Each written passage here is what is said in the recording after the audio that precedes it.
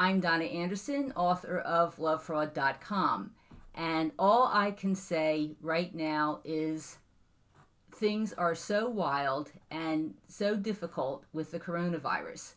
And we've been getting information to take precautions against this dangerous virus by staying home, by staying 6 feet away from other people, and by washing our hands.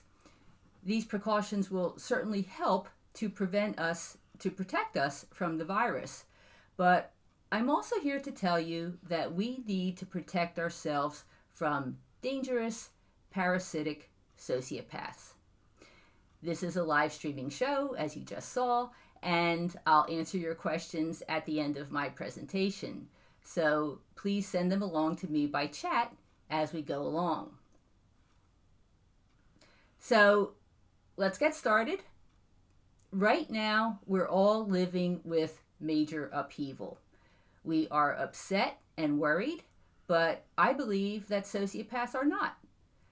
Sociopaths view any kind of turmoil as a golden opportunity. An opportunity for what? Well, they may not know, at least not yet. But during times like these, when everything is so fluid and primed for manipulation, sociopaths are ready and waiting to pounce on whatever may come their way. Now remember, I use the word sociopath as an umbrella term for people who could be diagnosed with antisocial, narcissistic, borderline, histrionic, or psychopathic personality disorders. And on this topic, chaos and the coronavirus, it's the antisocials, psychopaths, and narcissists that we need to be concerned about. They are the con artists, and they are the ones looking to take advantage of this extreme situation. So, what should you be watching out for? I'm going to go over 3 hot topics. First, coronavirus scams. Second, how sociopaths you may know will behave during this time of upheaval. And third, if you're in lockdown and looking to ease your boredom by going online, how to protect yourself. Okay, about the scams. Forbes magazine just published an article yesterday about coronavirus scams, and there's a link in the description below. I am amazed at how many have already cropped up. The United States Federal Trade Commission and the Food and Drug Administration have called out multiple companies who are peddling products that they claim will cure people who are sick due to the virus. Everything from supplements to tea to toothpaste. Amazon has already removed 1 million products that falsely claimed to treat the virus. So here's what you need to know. There are currently no vaccines, pills, potions, lozenges, or lotions, or any other products, either prescription or over-the-counter, that treat or cure the COVID-19 illness. That's the illness caused by the coronavirus. Any product or promotion that claims otherwise is a scam. Now, scammers are also going full throttle to create malware and computer viruses based on the coronavirus theme. So you have to protect your physical health, but you also need to be concerned about the health of your devices. Be very careful about opening any emails related to the coronavirus, especially if you don't know who sent it. Another article in Forbes magazine reported that yesterday, which is Monday, March 16th, 2020, spam emails about the coronavirus caused 2,500 computer malware infections between the hours of 10 a.m. and 5 p.m. That's 2,500 infections in 7 hours. Now, for comparison, before yesterday, the average number of computer infections related to the coronavirus scam was about in the tens, like 10 or 20 or 30, went up to 2,500. Cyber criminals often jump on a hot topic, and they have jumped on the coronavirus with a vengeance. You also need to watch out for phishing emails. Spammers are sending out emails supposedly from the Center for Disease Control or the World Health Organization. These organizations are not going to send you an email. So the scammer's objective is to get you to reveal your personal information and take your money. Don't fall for it. So by paying attention, you can protect yourself from the sociopaths that you don't know. But how about the ones that you do know? If you are unlucky enough to have some type of involvement with a sociopath, whether this person is your partner, your family member, a work colleague, or a neighbor, you need to be on red alert while dealing with this individual. I can think of multiple ways in which the sociopaths you know will try to exploit the coronavirus. So what will happen? Some sociopaths disregard precautions. Recklessness is one of the traits of antisocial personality disorder and psychopathy. So these people are not going to reform because of an invisible virus. They will do what they want to do regardless of public health recommendations, government orders, personal requests, or even common sense. They may even knowingly spread the infection. I know of several sociopaths who did that with the AIDS epidemic. Other sociopaths, however, are hypochondriacs. These people will claim to be sick or worry that they could get sick and use it for an excuse to do or not to do whatever it is that they want. They will be demanding, insistent, and a general drain on your energy. But if you get sick or need assistance, well, the sociopath is nowhere to be found. And this is actually normal behavior for sociopaths. They routinely avoid taking care of sick family members, even their own children. Sociopaths are fundamentally incapable of caring for others. But I imagine that with the coronavirus, their failure to help will become even more pronounced than it usually is. On another issue, the government is coming up with all kinds of plans to help citizens during these trying times. And you can be sure that sociopaths will figure out ways to defraud them. They will also look to scam churches, community programs, and you. So if you start hearing sob stories from someone who you know or suspect is disordered, well, that's the time to reinforce your boundaries. Remember, sociopaths specialize in the pity play. So when you give, be sure you are giving to someone who deserves it and is telling you the truth. There's one last topic that I want to discuss, and that's keeping safe online, because many of us are in lockdown, at least temporarily. We're not traveling anywhere, and where I live in New Jersey, restaurants, bars, movies, shows, and casinos have all been ordered to close. Maybe that's what it's like where you live. So if you're looking for some kind of social interaction, the obvious place to go is the internet. Please be careful. Remember, approximately 12% of the people in the world are sociopaths. This includes the people on the internet. As of last year, there were 4.39 billion internet users worldwide. Did you get that number? 4.39 billion. So do the math. That means there are about 527 million sociopaths online, and all of them are looking for people to exploit. For them, the hunt is just a numbers game. Sociopaths register on multiple dating sites simultaneously. They randomly friend people on Facebook, or they just keep baiting their hooks until somebody bites. Now, the internet, of course, is anonymous, so you never really know who it is that you're talking to. Sociopaths use this to their advantage, pretending to be anybody that they want. The result? Romance scams. And it's not just women losing money. I've received emails from many men who have met women on the internet, believed some pitiful sob story, and sent money, sometimes thousands of dollars, that was gone forever. So, how is it possible to fall for such scams? I mean, how can intelligent, honest people like you be so deceived? It's easy. Someone who claims to be single is actually married. Someone who claims to have an entertainment background, like my ex-husband, really just watches a lot of movies. Someone who claims to be a man is a woman, or perhaps one of our new non-binary genders. How would you know the difference? But because communicating over the internet is anonymous, it creates a sense of safety.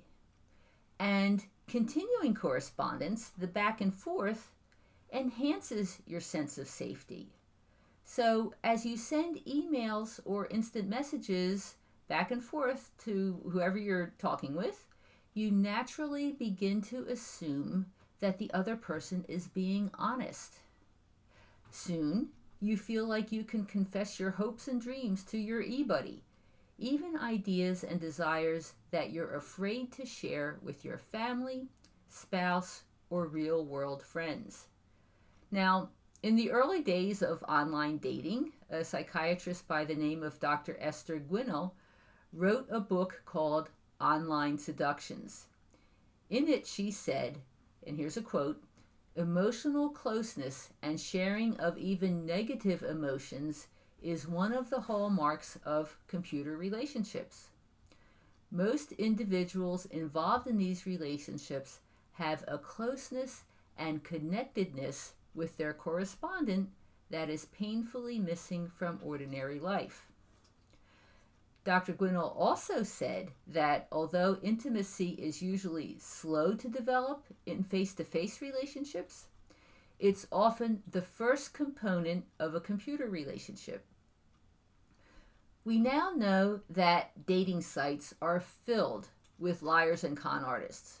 We now know that Tinder has become a venue for casual sex hookups. But other online venues are also dangerous.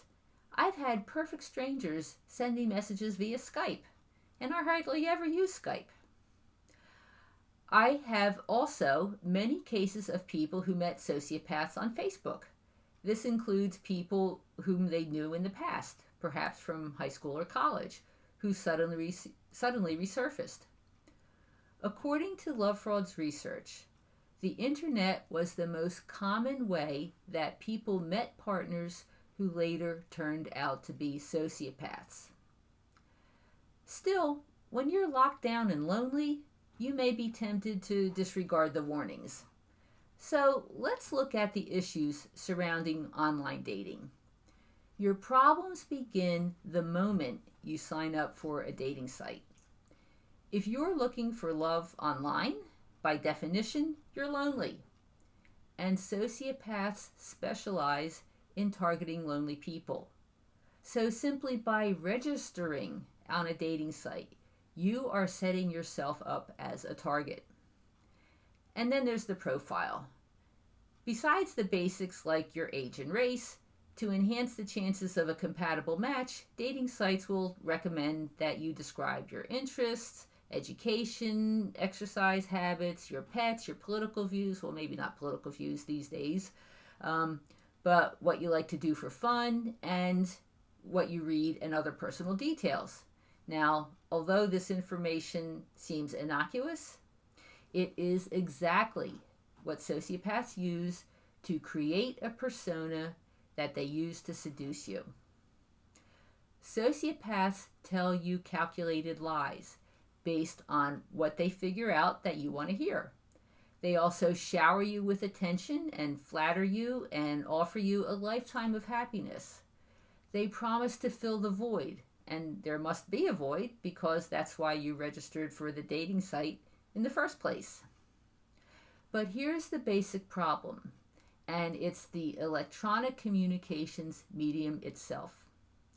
When you meet people in the real world, you notice their height, their weight, grooming, voice, and mannerisms, and you immediately form conclusions. Experts believe that 65% to 90% of human communication comes from nonverbal cues: facial expressions, gestures, body language, tone of voice. Now, none of this information is available in online communication. You don't see anybody, you don't hear them when you're going back and forth with text messages. So what do? You fill in the blanks with your imagination. You fall in love with your own fantasy. It's pretty scary. Okay, I am almost finished with the presentation, so if you have any questions, please send them along now. And if you're watching this video after the live presentation, you can post your questions in the Lovefraud Forum. There's a link in the description below. So, as we go forward in this new age of the coronavirus, here's what you need to keep in mind. There are two types of people in the world: the 88% of people who are capable of loving and caring for others, and the 12% of people who are not. The 12% are the sociopaths. They are not capable of caring for anybody and will view this whole coronavirus situation as a huge opportunity for exploitation. So, with any interaction that you engage in, the first thing you need to do is figure out which type of person you're dealing with, and then behave accordingly. Okay, so let's see what kind of questions we have. Looks like there's been a lot of chatting going on. Susie says, expect to hear from the demon wondering if we are okay. Be prepared, they come out of the woodwork in times of troubles. That's absolutely true, and we certainly have times of troubles right now, so you do have to be careful. What else? Thank you for the tips.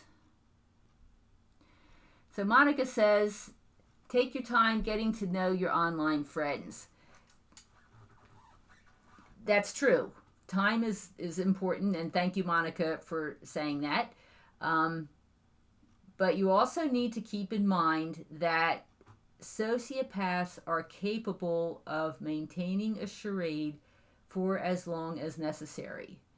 And I mean, this is something that's really hard to believe. I mean, one of the things that you think is that, when you interact with people over a period of time, you get to see the true person. And sometimes that's true, but I know of many people who were involved with someone for, like, I can think of one case where they dated for 4 years and then got married, and then the person totally changed on the wedding day or the honeymoon. I forget which it was. But they are capable of maintaining a charade for a long time. So what's key here is to know that they exist, and when you start to see a change where the behavior suddenly is totally different from what has been going on previously, to see it and to believe that yes, it did happen, and also to trust your intuition, because that could be your best warning that something is wrong. When all of a sudden the behavior changes and it seems so abnormal. And no, it's not just because they're worried about the coronavirus. You may just be seeing the real person. So if you ever do see a change, be careful to pay attention. Okay, we have a question here. Is the brain fog from a relationship with a sociopath something that exists, and how to find clarity? Absolutely, brain fog exists. And the cause of it is the fact that the way the sociopath treats you keeps changing. And so, what happens is the sociopaths will say they want A. You give them A, now they don't want A, now they want B. You give them B, now you don't want B, they want C. And so they keep changing the parameters of your relationship. They keep changing what they want from you. Not to mention the fact that they lie. And then if you call them on their lies, they tell you that they're not lying and that it's all your fault and everything that they do is your fault. And they turn everything around. So all this type of behavior absolutely does lead to brain fog. You get to the point where you simply do not know which end is up. The best way to start to deal with the brain fog is no contact. I mean, that's what no contact is all about. No contact is not talking to the person, not having any interaction, not visiting their Facebook page, certainly not seeing them in person. And as you distance yourself, social distancing in the extreme, as you distance yourself, the fog will start to lift. So, and it could take some time, depending on how long you were involved with the person. So that's the main thing to do. The main thing to do is cut your communications, have no contact. I hope you're in a situation where you can do that. If you were married to this person, it's obviously going to be more difficult if you have to go through a divorce, because even going through a divorce, that's still a form of contact. And it's after you really have no contact with the person that it starts to lift. But by the same token, you also want to actively work on your healing and actively do things to make it so that you're starting to process your emotions, you're starting to put yourself back together. It really does require active participation. It's not a case where time heals all ills and you just have to, go away and it'll all get better. Usually you do really need to make a commitment to yourself and to focus on your recovery. All right, let's see if we have any more questions. Okay, how well are sociopaths good at acting emotional, like sensitivity, and how can I tell if their feelings are real or not? Yeah, I mean, they're actors. They are absolutely wonderful actors, and they can be very convincing.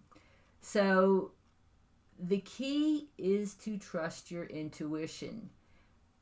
If you are getting a feeling or a gut instinct that their feelings that they're showing are not authentic and are not real, I mean, that's really what you have to pay attention to. If somebody is real and an honest person with character inside, you're not going to have those feelings. You're not going to wonder if they're faking it or anything like that. You just don't. So if you are at all concerned, or if you got a little suspicion in the back of your mind, or if you're catching them in these little inconsistencies and stuff, and if your intuition is telling you that something is off, that's what you want to pay attention to. I mean, the very fact that you're questioning whether or not someone actually feels what they say they're feeling, that's a warning sign. So you need to pay attention to that. Okay.